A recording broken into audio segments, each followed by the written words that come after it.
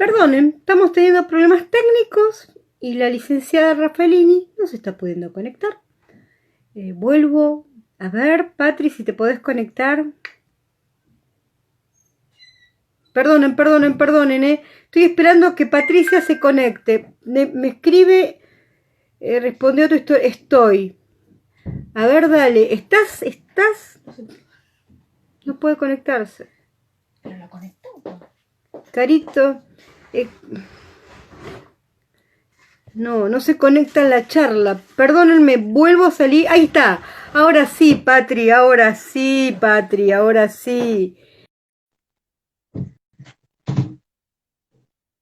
Patri, ¿estás? Ahora sí. Ahora sí, ya estamos.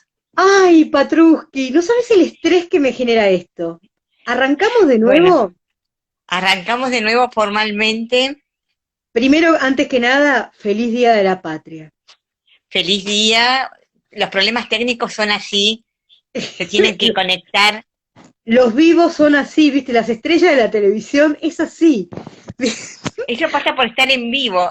En esta cuarentena Exactamente. aprendí a hacer programas en vivos de 4 horas, tipo ómnibus, con todo tipo de inconvenientes técnicos y con 40, 50 personas en línea. Así que fue un Bueno, programa ómnibus constante.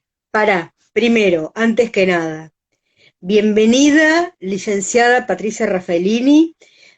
La conozco desde que éramos así de chiquititas, desde el siglo pasado.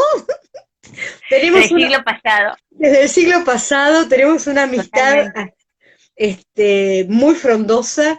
Patricia Raffaellini es licenciada en museología, gestora cultural, es un libro abierto, eso lo digo yo. Ella sabe todo. Trabajó durante añares en el Museo de Historia del Traje junto a la adorada licenciada Susana Speroni. Hoy está en las Manzanas de las Luces.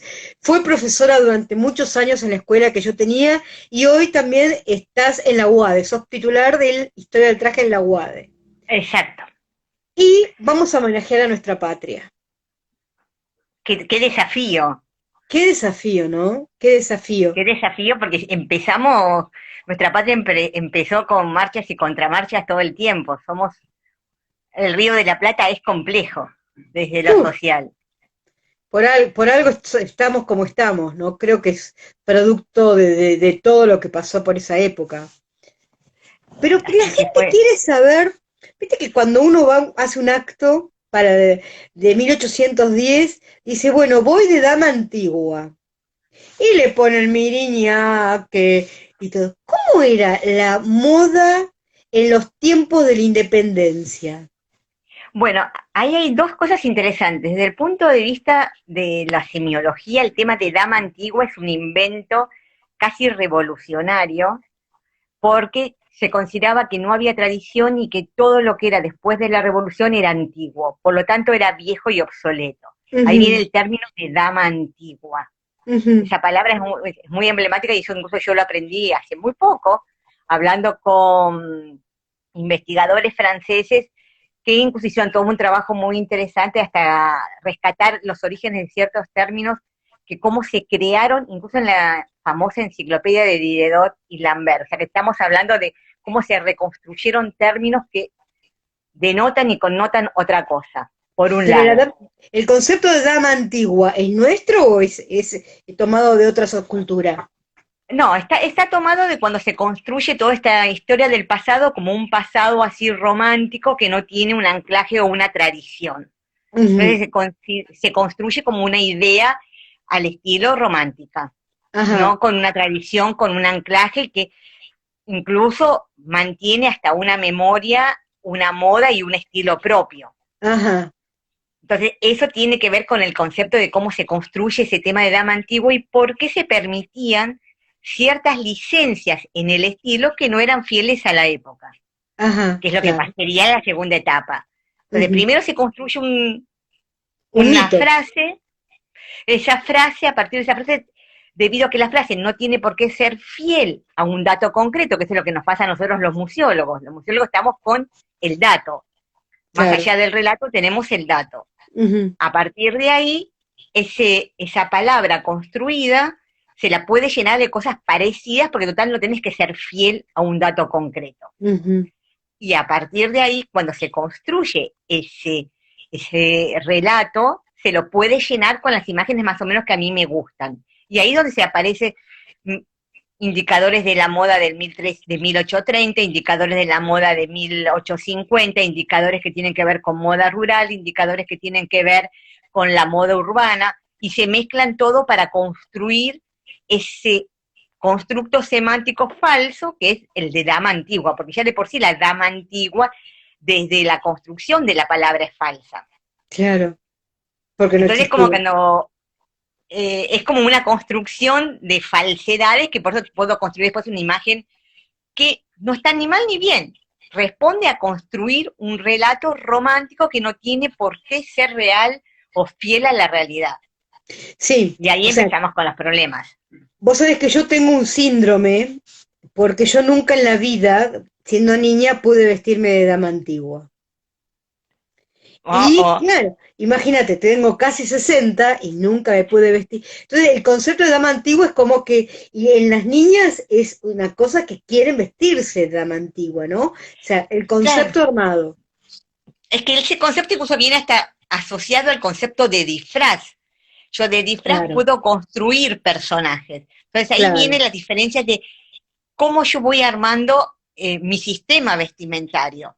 Si como claro, un disfraz, si como un elemento romántico, si como un claro. elemento fiel. Y eso también hasta se vio, por ejemplo, no sé, en las películas, vinculado, por ejemplo, a la entrega de mejor vestuario en los Oscars. Bueno, ¿con qué Claro. perfil yo voy a construir? Por ejemplo, en la última película que tiene que ver, creo que fue con animales sueltos, era una fantasía con cita histórica. Entonces el Ujú, vestuario tiene que tener una premisa que responda a una fantasía, que tendría que ver más con un constructo de dama antigua, con cita histórica, a una realidad, como puede ser, por ejemplo, la película Orlando de la época de los ujú, 90, que fue una de las primeras que ganó vestuario porque era fiel a la época y se recreaban trajes de la época hasta con los desgastes de la época.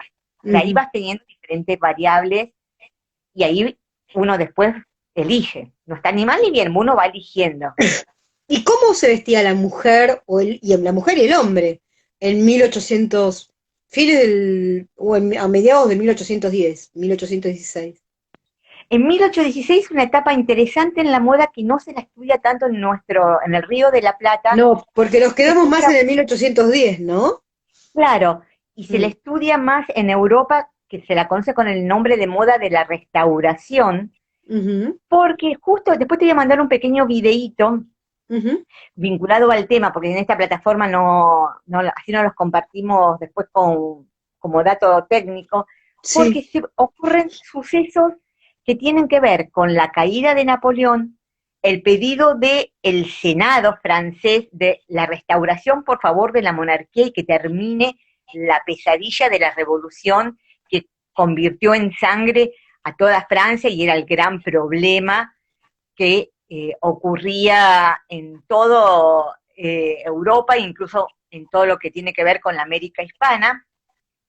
Y esa etapa de la restauración, que se llama específicamente, nos va preparando a una moda que se va a instalar en 1820, que es la del nuevo romanticismo, que quieren recrear, no solamente buscan nuevamente al rey y piden por favor que se instale en la monarquía, en este caso era Luis XVIII, Ujú, sino que al mismo tiempo quieren volver a esa belleza, a esa elegancia anterior a la monarquía y no al horror que había significado, específicamente lo llaman ellos el terror, la Revolución Francesa, que con el imperio de Napoleón Bonaparte trata de tener un estilo neoclásico, que es lo que vimos en 1810, pero con la caída de Napoleón Bonaparte, la restauración de la monarquía en España, entonces llegamos a un 1816 donde se quiere buscar a un nuevo concepto de moda. Todavía tenemos la moda que se calza por la cabeza y que tiene un talle debajo de la línea del busto, pero ya la silueta es como un cono, pero, no es el estilo de columna griega. ¿eso en Europa o acá en América? Acá en América también. Acá ¿Fue estamos simultáneo? ¿Fue sí, rápido la llegada? sí, porque acá teníamos muchísima influencia de barcos ingleses que traían muchísimo material. Porque Acá se invadió, ese es siempre una gran incógnita, ¿no? Si se dilataba mucho o no la llegada de las modas.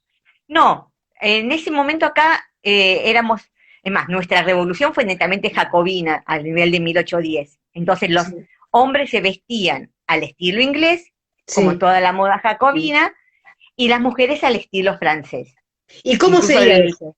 Para las señoras y las personas que no saben, que no entendemos nada. por ejemplo, la dama, sobre todo lo podemos encontrar si vamos a 1810, en el traje de remeritos de escalada, esposa de San Martín, que Sí, eran de muselina totalmente blanco, de algodón, como las que imponen la moda eran las revolucionarias francesas que en su momento eran prostitutas, hay que decirlo con el término que corresponde, iban con el traje vendiendo sus atributos totalmente empapados de perfume sobre el cuerpo desnudo. aún en invierno. Sí, exactamente. Esa es la famosa fiebre, esa es la famosa enfermedad de la muselina, Sí, claro. que era, viste que Susana siempre lo comentaba con mucha elegancia, el tema de la enfermedad de la muselina y que morir de resfríos o de pulmonías quedaba bien, quedaba Sí. elegante, porque el traje no solamente se llevaba de muselina, sino también empapado en perfume para mostrar esa elegancia francesa. Acá las escotes era hasta donde lo permitía la decencia, y la misma decencia indicaba que uno utilizara otras camisas de debajo. Ujú. Cuando se impone la moda ya en el imperio de Napoleón Bonaparte, la decencia y el decoro primaba, pero ya era un traje imitando una columna griega.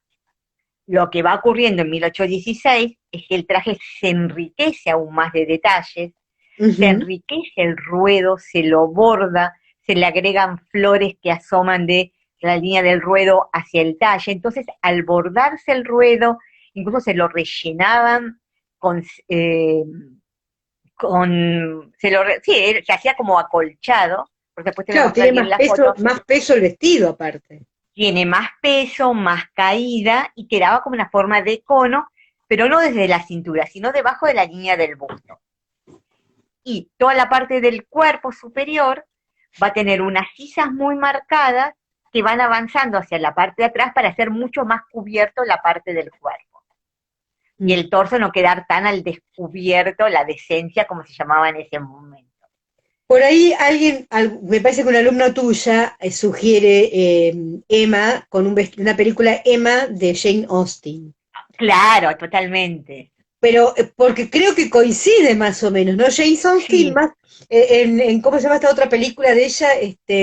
Sinceridad me sale, no, Orgullo y Prejuicio, claro, esa es un poquito anterior, pero pero van marcando toda la época pero es que más o menos ese estilo de vestido. va exactamente, van transitando en ese tipo de vestidos.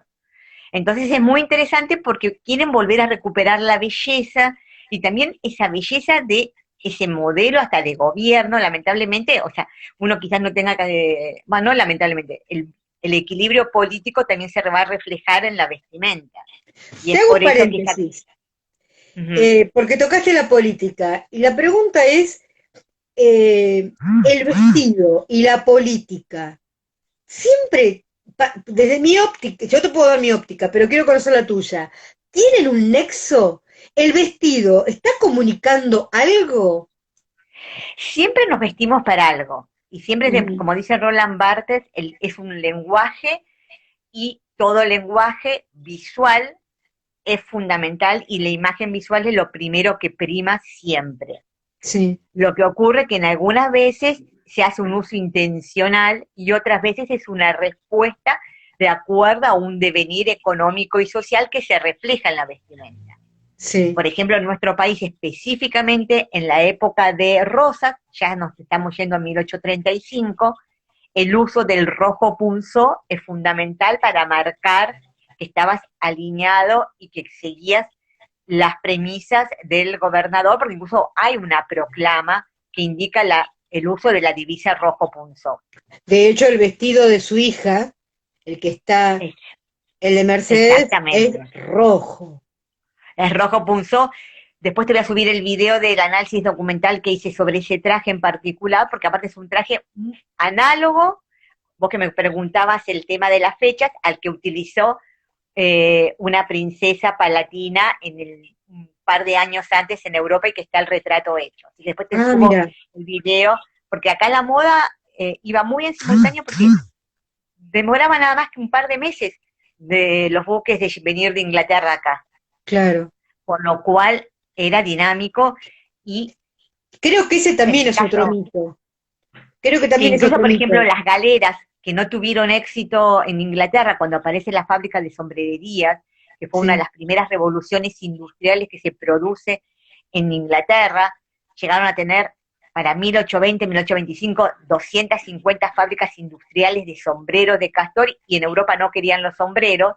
En Los Europa, primeros que utilizan, no claro, sabía. porque fíjate que en 1806 los primeros que utilizan sombreros a nivel masivo de copa alta son los patricios, porque en este tema de reconquistar Buenos Aires había un buque fondeado en el puerto que tenía toda una partida de sombrero de copa, Altos. en ¿En serio? Mirá vos, altos. no sabía eso.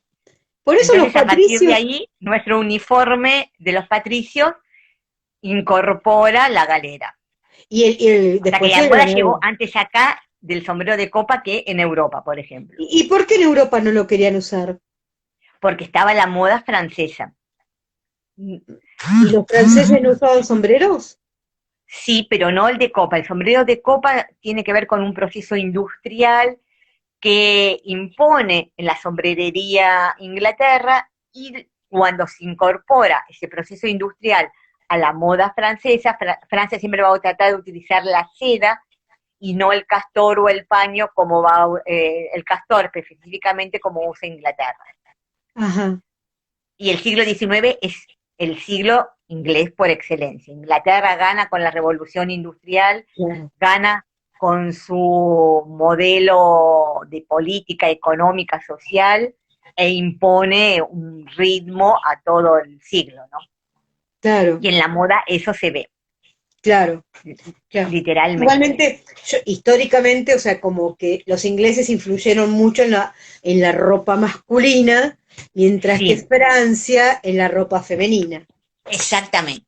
Acá lo que se mantiene del hispano es, por ejemplo, el rebozo y la mantilla, que el rebozo andaluz se sigue utilizando, que, por ejemplo, las caperuzas inglesas acá nunca van a ingresar y se va a seguir manteniendo el uso de la peineta baja, que es la que después, ya en Perdón, ¿qué es la 1800, caperuza?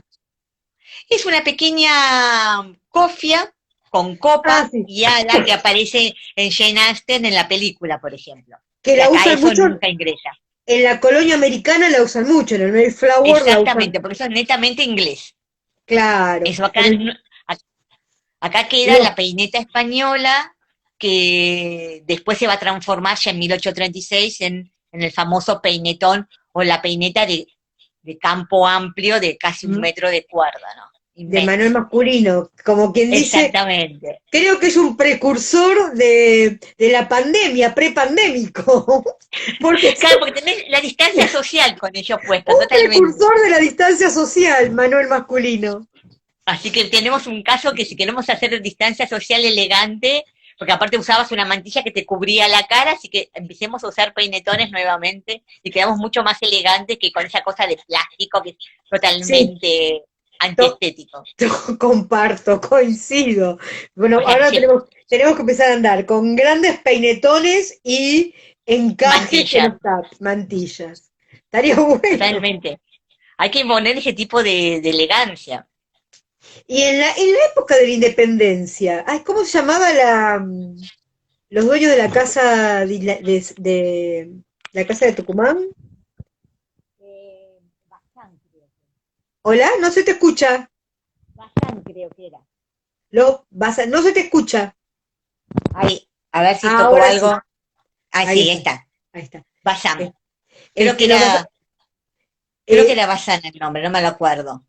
las mujeres, entonces. Bueno, los hombres en esa época el vestuario era pantalón ajustado, Todavía no era pantalón, pantalón.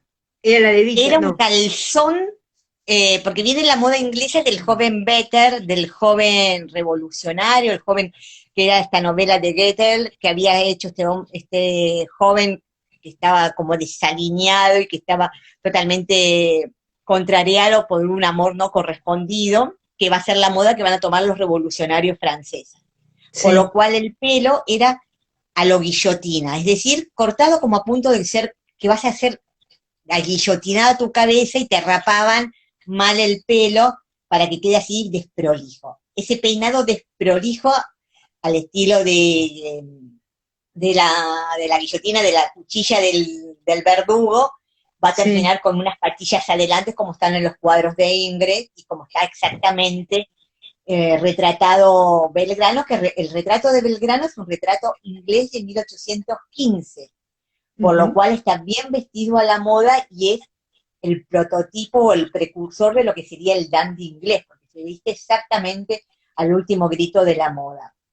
Mirá vos, Y los porteños eran bastante elegantes entonces, desde siempre. sí, exactamente, y sobre todo Belgrano tiene ese toque de elegancia que, como estudió en Salamanca, no es tan inglés y tiene ese gusto hispano propio. Entonces él mantiene esa elegancia hispana, más allá que está a la moda de todo joven de la época, ¿no? Ujú, ujú. Que eso es lo importante.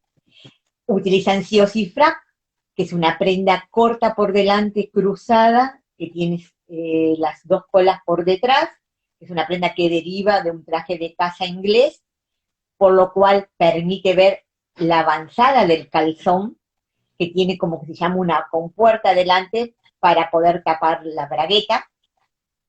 Las Ajá. botas pueden ser botas altas, al estilo de montar, la bota de montar, sobre todo con el imperio y el Bota de ejército, que caña alta. exactamente. O en los salones se usa el zapato bajo, pero generalmente la bota alta es lo importante. El chaleco, que el chaleco también se llama, cuando es recto se llama lo guillotina, digo nuestro país, o sea, en España, que nosotros éramos españoles, se llamaba chupa o chupín porque era muy justito, a lo Ujú. guillotina porque estaba recto como si fuese la hoja de la guillotina. O sea que la moda macabra de la edad, de la época del terror y llevar cabezas cortadas o picas colgando, era algo que se impone con la Revolución Francesa y que hasta el imperio de Napoleón Bonaparte seguía como vigente y que después se institucionalizó como parte de la belleza. Ahora estamos acostumbrados a ver cosas así, pero en su momento fue totalmente como agresivo para las personas que no estaban de acuerdo a la guillotina, ¿no? Y ¿Y más que qué murieron colores? mucho por la guillotina. ¿Y qué colores se usaban? Predominaba el paño inglés, por lo cual el paño inglés tiene color verde, los ocres, los azules preferentemente. Ujú. El negro Sí. venía del, no era, empezó mucho después porque el negro es un pigmento americano, del palo campeche. Entonces era algo muy hispano el negro. Era más, sí, aparte, bueno, la historia del traje español era y estaba mucho involucrado el color negro. Claro, porque era un pigmento de las Américas, de la Nueva España. Y porque aparte vivían de luto, tenían ese mambo. Y sí lo toma como una austeridad, Sí, pero bueno, el luto como tal lo inventa en sí rigurosamente la reina Victoria sí, como protocolo. sí. Ella impone ciertos niveles de corte de protocolo y se impone muy estrictamente ya después de 1850, 1860 con la reina Victoria, que se llama moda victoriana final del siglo. Que a propósito, en Netflix hay una excelente película sobre la reina Victoria. Sí, están haciendo toda una serie de... Muy buena que tiene que sobre ver con el la moda, vínculo ¿no? con la India. Muy, Claro, muy buena. Y está, creo que está muy bien interpretada ella, el vestuario. porque buscan ahora en todas las series rescatar la fidelidad histórica y el trabajo del recreacionismo en Europa es exquisito porque hasta están aprendiendo, hasta recreando en las puntadas, que en el cine es fundamental porque una primera toma de una mano te hace las puntadas de 1 metro, si te decidas si la ves en claro. pantalla grande. Por lo cual el tipo de puntada tiene que ser el mismo, con el mismo tipo de desgaste, hasta el mismo tipo de aguja, para que quede todo exactamente y no se note que es a máquina. No se te está escuchando. Otra vez. Ahí A está. ver, Ahora sí. no, el Perdón. tema, no me tengo que mover mucho para que no se apague. El tema de la puntada, te comentaba, del recreacionismo es fundamental, Sí. porque si no en el cine, sobre todo cuando se hace en pantalla grande, se ve hasta Todo. colores. Que Y si la aparte aguja no es la que correspondía. con la calidad de los televisores. Che, y Patri, y si tenemos que hablar de modas nacionales, ¿cuáles serían las primeras modas nacionales? Como modas nacionales, sí o sí el uso de la mantilla y el rebozo que se mantuvo en nuestro país queda desde la época hispana, la peineta española, que se transforma en peinetón y que Ujú. fue acompañando las diferentes modas como parte del peinado, por más que después comenzaron las modas y duró hasta el auge de la moda directamente victoriana a finales del siglo, pero siempre había un gusto de utilizar el tema de la peineta en nuestro país como dos elementos que vienen de la etapa hispánica, que sobre todo después el peinetón llegó a ser una moda que entró a Europa vía Barcelona. Entonces en algunos libros se conoce como moda barcelonesa, pero es una moda netamente del Río de la Plata. Solamente. El eh, único que fabricaba peinetones y exportaba peinetones era Mateos Masculino. Y tenía una era, industria que era argentino, que era que era argentino y solamente rioplatense. salía, tuvo una sucursal en Montevideo, pero el único lugar que hacía ese tipo de peinetones, que incluso tenían cajas, que es una industria de alta costura como la conocemos ahora, porque tenía cajas seriadas, tenían productos de primera, de segunda calidad en relación si querías que sean artesanal, si querías que tenga, por ejemplo, en la época de Rosa, la efigie del gobernador Rosa, calada, como le hizo a Encarnación, tenías la efigie escalada, o sea que estaban hasta personalizados algunos. Eso fue una moda muy local, lo mismo que el rojo punzó en lo que se refiere a los chalecos y a muchos accesorios. ¿Y de dónde sacaban las caperazón de tortugas para hacer? Generalmente se dice, por lo menos por el comercio que había por el Pacífico, que tenían que venir de Ecuador, porque sobre Claro, de todo en Galápagos. Ecuador había, sobre todo, bueno, Isla Galápagos es la más conocida, se conoce que venían, empezaron a entrar remesas de caparazones que venían, que era mucho más útil utilizarlo que cualquier otro tipo de hueso. Sí, También por se hacían parte, del calpo. por el tamaño que tenían esos peinetones, No, claro, exactamente. que Es eran, interesante porque no deja de ser algo natural y vivo y por más que uno los quiera tener, se van deshaciendo porque pierde la cohesión y es muy difícil la conservación. el más Hay grande. muy buenas. ¿Cuánto ¿Cómo? medía? ¿Cuánto medía el Y más algunos grande? pueden llegar a tener cómodamente 50 centímetros. ¡Wow! Hay, hay grandes tanto en el Museo Isaac Fernández Blanco, que tiene una sala dedicada a peinetones Sí, exquisita, que cuando termine la pandemia, invito a que no solamente conozcan la casa tradicional, el edificio de la calle Suipacha del Isaac Fernández Blanco, sino la casa de Isaac Fernández Blanco en Hipólito Yrigoyen, en Congreso, que tienen una de las exposiciones de trajes más bonitas que hay, que es de reciente. igualmente, si Dios quiere, la semana próxima o próximamente, Patricia Lisa va a estar acá. Vamos a Ah, tener una charla con buenísimo. ella. Sí, no, con Patricia Lisa ella le va a contar cómo restauraron cada uno de los trajes y cómo a partir de donaciones fueron encontrando detalles y ellos tienen tanto trajes punzó, los guantes, por ejemplo, con la efigie del Sí, gobernador. Así que con Patricia Lisa te va a contar todos los detalles de cómo lo que costó restaurar ese material, porque hacer material orgánico es vivo y la estructura molecular puede hacer que la peineta se transforme en polvo. No hay un proceso reversivo, ¿no? Así y, que es genial. ¿y cuál sería para vos la prenda que más nos identifica?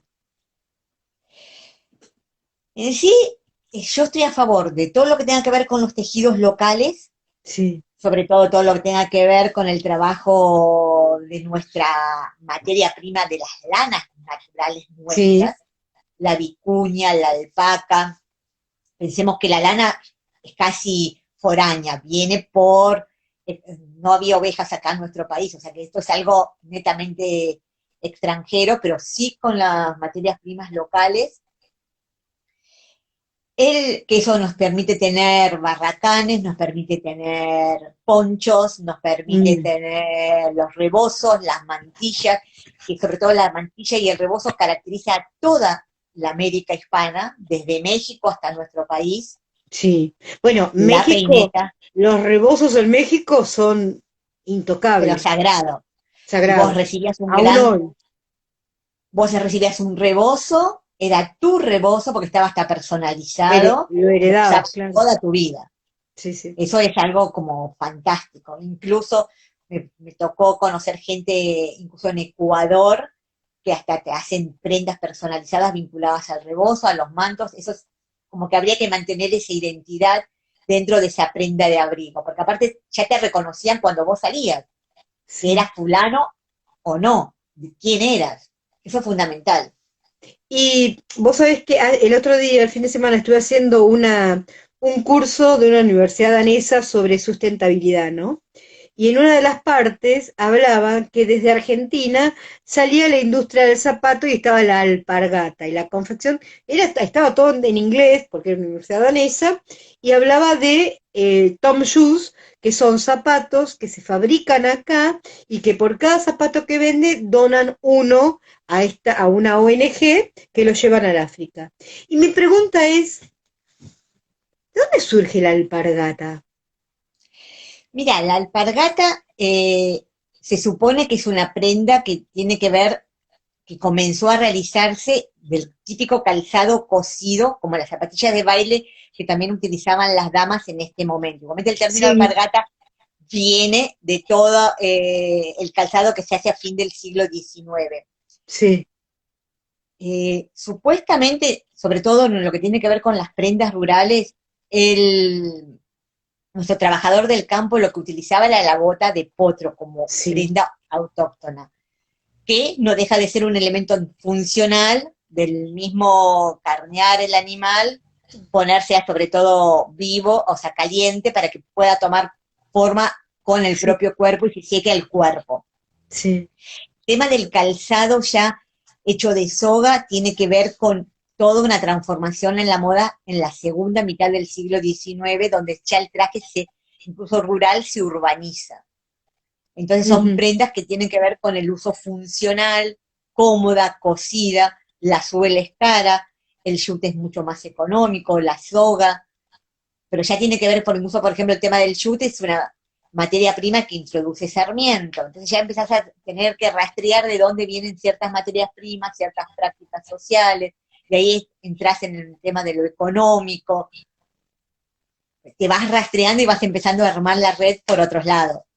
Igual nosotros tenemos la fábrica de alpargatas famosa que surge en el siglo XIX, que estaba aquí en Barracas y que promueve toda una construcción de prendas locales con materias primas locales, como fue en su momento con la misma concepción del denim en Estados Unidos. O sea, usar Claro, prendas, o sea, el mismo concepto del que tenía aquí y con el mismo concepto que en Estados Unidos para 1850, 1860 tienen esas prendas de trabajo resistentes, también aquí utilizan con el mismo concepto para todo lo que tenga que ver con lo rural, con bueno, dos historias diferentes.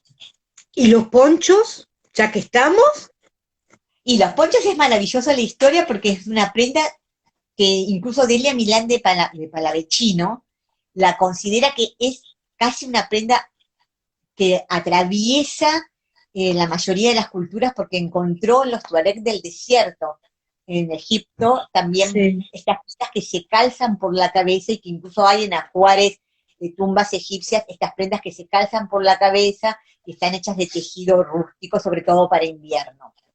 Ujú. Lo que ocurre es que este tipo de prendas en nuestro país tienen una identidad hasta local muy fuerte, que se puede hacer un mapa geográfico de ponchos porque está vinculado a la artesanía del tejido local, las materias primas locales, en lo que se refiere no solamente a las lanas o el animal con el cual se utilice, sino también a los pigmentos con los cuales se teje.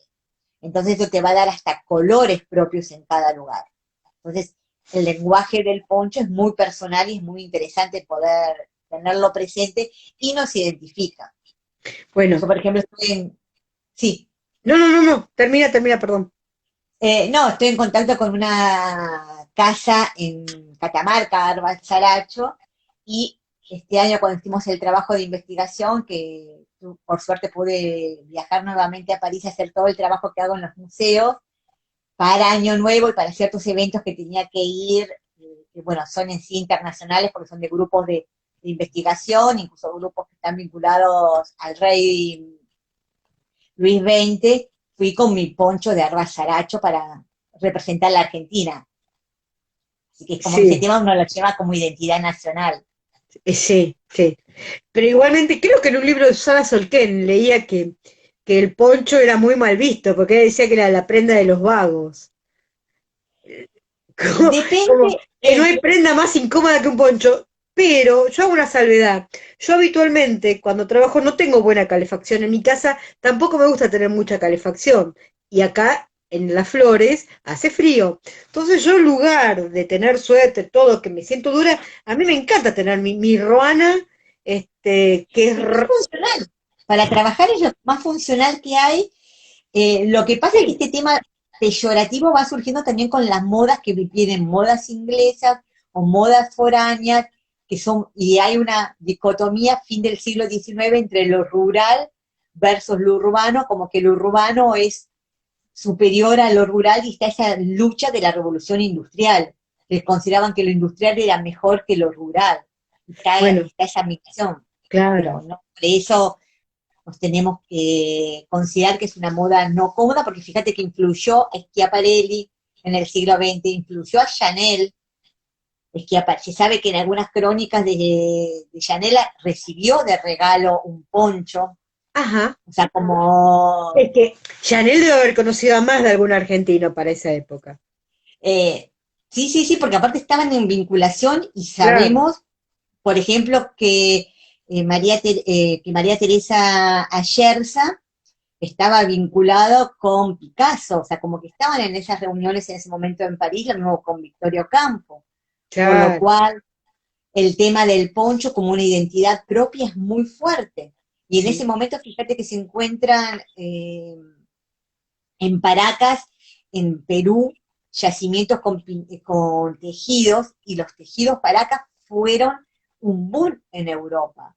Por lo Sí, cual, la industria local es muy fuerte y pensá que Victorio Campo crea una revista que es la revista Sur para rescatar nuestra identidad local. Y estamos hablando de 1920, 1930, donde a ella le interesaba rescatar un gusto no solamente en las letras, sino en una vestimenta que sea local, que nos identifique como América del Sur. bueno, Patri, la verdad es que yo con vos me puedo quedar horas, pero vamos a hacer otra, vamos a repetirla. Dale, dale, dale. Porque nada, tema ponchos, es verdad el tema de la identidad, la moda acá en el río, la moda nuestra. Seguramente, bueno, les cuento que yo estoy en la ciudad de Las Flores, a 186 kilómetros de Capital Federal. Acá, este año, por primera vez se abre, esto es un distrito textil, pero por primera vez se abrió la carrera de diseño. Y entonces todo esto, para mis alumnas, es muy nutritivo. Y este tipo de elaboración hay que trabajarlo con la sustentabilidad. La sustentabilidad como lo hace exactamente, por ejemplo, Francia, que tiene todo este concepto que se conoce con el self-made, es rescatar la industria local, que yo siempre te voy subiendo Sí, algunos, partiendo algunos elementos de los talleres locales que están rescatando en Francia, sí, sí, como sí. vos, y la marca francesa de ciertos productos con cierta calidad que identifiquen una tradición propia, una identidad, una manufactura a nivel de materias primas, que es parte de la sustentabilidad que busca siempre rescatar el saber hacer, la belleza y por supuesto esa verdad en la materia prima que se usa, o sea que la bondad, la verdad y la belleza están reflejadas en el producto que vos tenés. Y Sí, creo que en el poncho, en la alpargata, en una peineta, son productos icónicos que se puede rescatar este concepto de verdad, bondad y belleza, también, con la otra de las cosas, sustentabilidad. ¿no? Cuando se arma el proyecto de país, ¿no? Argentina se transforma en un país algodonero, ¿no? Todo el Chaco, el Chaco, el no, noroeste, no, noroeste, no, bueno, Noreste. noreste, donde está toda la zona algodonera del Chaco. ¡Ay, te congelaste! Eh, ahí está, volviste. Entonces, leía también que Brasil se Sí, queda con el lino y nosotros con el algodón. Y hoy el algodón es un producto altamente contaminante. Entonces sí. hay toda una intencionalidad de volver al lino. Estoy queriendo investigar ahora, voy a ver si tengo una reunión con gente del INTA para ver qué pasa con el lino. Yo cuando recién me mudé acá vi un par de campos sembrados de lino porque es muy lindo, tiene todo florcita Sí, celeste, es hermoso. pero es precioso, pero después no volví a ver. Sí, el Hay tema mucho, del lino es muy interesante, se tendría que volver a rescatar. Incluso en el INTA también hicieron todo un proyecto fantástico que tiene que ver con el fieltro y la sustentabilidad a partir del fieltro que se obtiene del reciclado de la estopa del algodón, de la lana, que hay un montón de proyectos que una prenda puede tener múltiples utilidades y reutilidades después de haber estado agotada o cansada, por decir como se dice cuando la tela ya está agotada, ¿no? bueno, Eso es así que nos interesante. vamos a seguir juntando. Yo te agradezco el nombre de todos los que nos están escuchando, agradezco que tengas tanta sabiduría y que seas tan generosa en tu expresión, porque la verdad está bárbaro eso. Eh, Yo te agradezco que hagas este emprendimiento, hablando incluso con alumnas, es como que me contaban que hay futuro, o sea, si uno empieza a tener esta mirada como estás haciendo vos, de poder abrir un foco de acción, de poner en marcha la sustentabilidad en el interior, que el interior, o sea, está hasta mal usado el término interior, sí, porque claro, es un concepto totalmente mirando a un Atlántico que ni siquiera le damos bolilla, sí, hablando claro. muy burdamente. No existe, Que no las diferentes existe. zonas tengan su peso propio y vuelvan a tener su identidad propia, creo que es fundamental. Ojalá, y ojalá lo entienda la política, ¿eh? Porque la verdad que a veces la política no tiene la decisión de decir, bueno, a ver, señores, hagamos con esto algo. Pero bueno, uno, viste que yo siempre pongo mis granitos de arena. Podría estar viviendo en el exterior, pero prefiero hacer Sí, patria desde acá. y por eso me parece fantástico y te acompaño y es una manera de hacer patria con diseño, como bien comentaste, y eso es fantástico, porque hay Bueno, mucho Hugo para hacer y Barrera, que fue colega tuyo de la escuela, de allá de Buenos Aires, te dice, gracias mil, de lo mejor que he escuchado, gracias de nuevo y hay que repetirlo. sí, Huguito es un couturier. En el nos tenemos amplio, que volver a reencontrar todos en esa época que se hizo, pero no volvió a tener Buenos Aires esos desfiles nunca más. bueno, Esas semanas de la moda con desfiles en la calle que se interrumpían calles enteras, como el Obelisco, como Murillo, como nunca más se ¿te acordás? ocurrieron esos eventos. Era El, otra Argentina. el sábado, si Dios quiere, estoy en un vivo con Aníbal Gotelli hablando de los mega eventos que yo realizaba. Sí, sí, porque eran en esos eventos que todos estaban presentes. Sí, Era era muy loco. fantástico. Y hecho por alumnos. Sí, sí, sí. Sí. Eran, y con 1000 personas quizás de asistente de público libre, Sí, sí, sí. En que el obelisco llegó a haber 5.000. 5000 en el obelisco. Fue Había impresionante el 5.000 obelisco. sillas. Sí.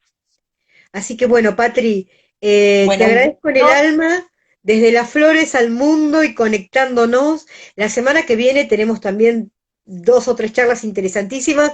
Patricia, que estamos ahí por confirmarlo, del todo el tema que va a hablar ella de la museología de los textiles del Fernando Blanco. Bruno Salas. El ¡Upa! coafer Bruno Salas que nos va a hablar de emprender en peluquería. Acá los Pérez Unsner escuchando. Gracias por escucharnos, Pérez Unsner. Y después Rosaura Díaz, que va a hablar sobre resiliencia. Vamos a hacer un poco de psicología. Resiliencia. Bueno, pero eso también ayuda para también tener una actitud sana ante la vida. Y ante la eso pandemia. Es interesante. Y ante la pandemia. Porque, sí, así sí. que bueno, pasé todos los chivos. Bueno. Le agradezco a la Escuela Normal que me da posibilidades de este espacio, a la Municipalidad de las Flores que me da posibilidades de este espacio, a Tienda de Informática que me va ayudando, y a una amiga, Claudia Cabrera, que me prestó su internet porque se rompió mi módem. Pero pero eso tiene que ver con la asociatividad, ese tema de la reciprocidad, de poder, que no son individuos, son sociedades que se van conformando. Nunca nos olvidemos del tejido. El tejido son hilos de urdimbre y de trama que se tienen que unir para que la tela tenga cuerpo y consistencia. Ningún hilo suelto hace nada. Se tienen que empezar a unir. Por lo cual eso es importante. Entonces, con este concepto de la trama tenemos que tratar de armarnos y cada uno, desde su lugar, poner su hilo y solidarizarse y poder armar una trama sólida para poder tener una identidad propia, local, sustentable, con belleza, con gusto, porque la belleza sana. Si van a hablar de resiliencia, la belleza sana. Patri, que Dios bendiga a tu cabecita y gracias por toda tu sabiduría. Te quiero mucho. Gusto, Andrea, no aflojes. No, vos tampoco. I love you. Te quiero mucho. Nos vemos. Adiós a todos. Gracias por acompañarnos. Chau. Y gracias a todos. La semana que viene nos seguimos acá por Emprender con Diseño. Bye bye. Chau. Nos vemos. Chau.